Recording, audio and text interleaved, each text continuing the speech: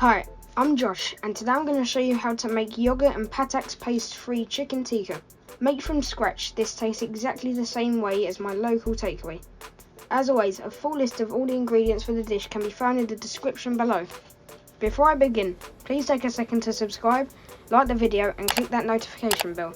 Thanks. The tikka paste recipe makes enough paste for up to 750 grams of meat, which you want to marinate for at least 2 hours, ideally 24. I'm cooking this under a hot grill today, but you can always cook yours on the oven, on the barbecue or air fryer. I'll also link my homemade tandoor video below, which I made for £50, which cooked this brilliantly.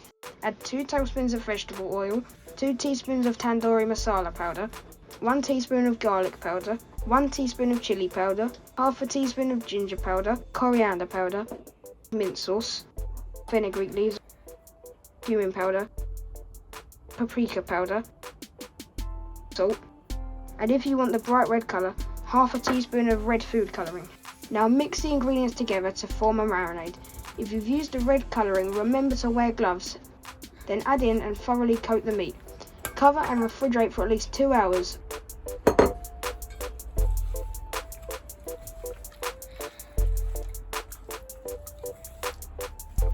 When ready to cook, remove from the refrigerator around 1 hour before cooking and allow to warm through slightly.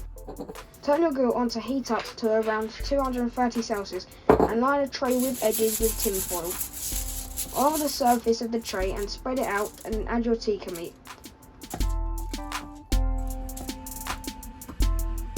And drizzle a little oil over the top of each piece.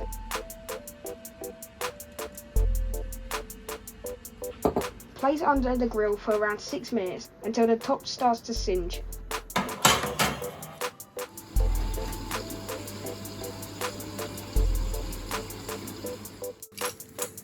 Remove from the heat, turn the pieces over and place back under the grill for another 6 minutes.